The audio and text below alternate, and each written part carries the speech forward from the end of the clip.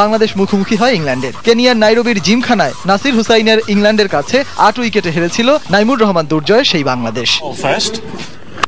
এরপর দিনে দিনে পরিণত টাইগাররা। ব্রিটিশদের বিপক্ষে বাংলাদেশ প্রথম জয়টি পায় 2010 সালের 10 জুলাই ইংল্যান্ডের মাটিতে ব্রিস্টলে। সে ম্যাচে হেসেছিল ইমরুলের ব্যাট। তার 76 রানের ইনিংসটির সুবাদে 236 রানের চ্যালেঞ্জিং স্কোর পায় টাইগাররা। জবাবে ইয়ান বেল ইনজুরির কারণে ব্যাট করতে পারবেন না জেনে থ্রি লায়নদের 227 রানে 9 উইকেট পড়ার সঙ্গে সঙ্গে উল্লাসে মেতেছিল লাল সবুজের প্রতিনিধিরা। কিন্তু সবাইকে হতাশ করে দিয়ে ইংল্যান্ডের নবম উইকেট পতনের পর ক্রিজে নামেন বেল। যদিও 231 রানে ইংলিশদের ব্যাটিং স্তম্ভ 94 রান করা ট্রটকে ফিরিয়ে দিয়ে সব টেস্ট খেলুড়ে দেশের বিপক্ষে ওয়ানডেতে বাংলাদেশের জয়ের কোটা পূরণ করেন শফিউল। আর তাতেই উল্লাসে মাতে টাইগাররা। এ ম্যাচে ম্যাচ সেরা হয়েছিলেন সবার প্রিয় মাশরাফি।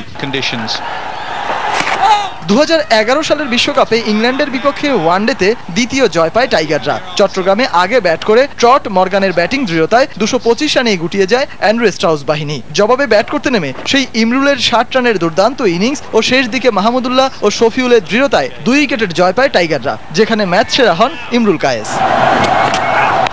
আর সবশেষ বিশ্বকাপে অস্ট্রেলিয়ার অ্যাডিলেড ওভালেও ইতিহাসের সেরা জয়টি পায় বাংলাদেশ। বিশ্বকাপে প্রথম বাংলাদেশি ব্যাটসম্যান হিসাবে মাহমুদুল্লাহর সেঞ্চুরিতে আগে ব্যাট করে 7 উইকেটে 275 রান করে টাইগাররা। জবাবে ব্যাট করতে নেমে রুবেলের বিধ্বংসী বোলিংয়ে 260 রানেই শেষ হয় থ্রি লায়ন্সদের ইনিংস। প্রথমবারের মতো বিশ্বকাপের কোয়ার্টার ফাইনালে নাম লেখায় টিম টাইগার্স। আর ম্যাচ সেরা হন মাহমুদুল্লাহ রিয়াদ।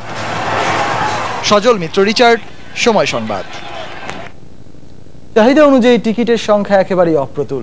বাংলাদেশ ইংল্যান্ড সিরিজের প্রথম ওয়ানডের টিকিট নিয়ে এমন অভিযোগ টিকিট প্রত্যাশী ও অনলাইন প্রতিষ্ঠানের। বিসিবি থেকে সহজ.কমকে দেয়া টিকিট মাত্র 30 থেকে 33%। আর অনলাইন পদ্ধতিতে টিকিট কেনার সঙ্গেও ধাতস্থ হতে বেশ বেগ পেতে হচ্ছে দেশের ক্রিকেট প্রেমীদের।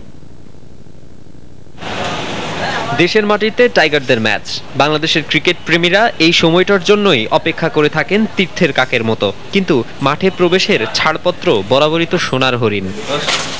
এবার সহজ.কমের মাধ্যমে অনলাইনে টিকিট বিক্রি হলেও নতুন এই প্রক্রিয়াটির সঙ্গে ঠিক যেন মানিয়ে নিতে পারছেন না টিকিট প্রত্যাশীরা। দেয়া হচ্ছে মোট টিকিটের মাত্র 30 থেকে 33%। প্রতিটি বুথে 1000 দেড়েকের মতো টিকিট পাওয়া যাচ্ছে। টিকিটের এই অপ্রতুলতা নিয়ে বিপাকে আছে দুপক্ষই। টিকিটের পরিমাণ যদি একটু বাড়ানো হয় তাহলে আমাদের জন্য সুবিধা হয়। নির্দিষ্ট টাইমে যদি টিকিটগুলো দেয় তাহলে সেক্ষেত্রে আমাদের জন্য অবশ্যই ভালো হবে। রেগুলার প্রাইস 300 টাকা, কিন্তু ওনাদের বুঝলাম না, ওনাদের এক্সট্রা যেমন প্রসেসিং ফি, কনভেনিয়েন্স ফি, এগুলো নিয়ে প্রায় টিকিট 400 টাকার কাছাই চলে গেছে। চাহিদা এখন এতটাই আকাশ ছোঁয়া যে রাস্তায় কোথাও টিকিটের নাম শুনলেও লাইনে দাঁড়িয়ে যান সবাই। এমন দৃশ্যের দেখা মিলল মিরপুর ইনডোর স্টেডিয়ামের সামনে। টিকিট না পাওয়ার ক্ষোভ তো ছিলই, জনৈক পুলিশ সদস্যের কালোবাজারির ইন্ধনের গল্পটাও হতাশ কণ্ঠে শোনালেন কেউ কেউ। একটু আগে আরেকজন পুলিশ আসছিল এখানে, এভাবে তো টিকিট পাবাই না, এখানে দিলে কত সর্বোচ্চ 150 দেবে, সব লাখে বিক্রি। পুলিশ আছে, আরো লোকজন আছে, এদেরকে সবার কাছে পাবে, বোঝো না এখনো সিস্টেম। এদিকে যারা বিকাশের মাধ্যমে টাকা পাঠিয়েও টিকিট পাননি তাদের 2 সপ্তাহের মধ্যেই টাকা ফেরত দেওয়ার প্রতিশ্রুতি দিয়েছে অনলাইন প্রতিষ্ঠানটির ব্যবস্থাপনা পরিচালক। তবে সেজন্য অনলাইনে সহজ.কমকে বিকাশের লেনদেন নম্বরটি ইমেইলের মাধ্যমে পাঠাতে হবে। তিনি জানান, মূলত যথাযথ প্রক্রিয়ায় টিকিট বুকিং করতে না পারার কারণেই অনেকেই টিকিট পাননি।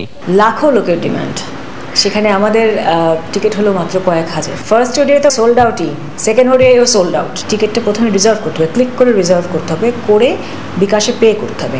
পে করার পর একটা ভেরিফিকেশন কোড আসে, সেই কোডটাকে আমাদের ওয়েবসাইটে দিলে তখন আপনার টিকিটটা অ্যাক্টিভেট হয়ে ইমেলে আপনার কাছে চলে যাচ্ছে। মানুষ আমাদেরকে টিকিট রিজার্ভ না করেই বিকাশে টাকা পাঠিয়ে দিয়েছে। এই টাকাটা আপনাদেরকে আমরা 14 ডেজের ভিতর দিয়ে দিব।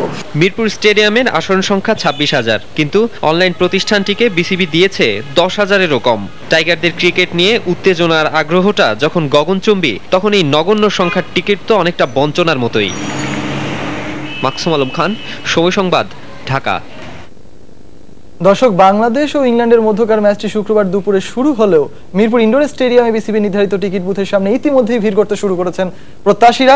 এই মুহূর্তে সেখানে আছেন আমাদের সহকর্মী তারেকুজ্জামান শিমুল। সেখানকার সবশেষ খবর জানতে সরাসরি চলে যাচ্ছি তার কাছে। শিমুল,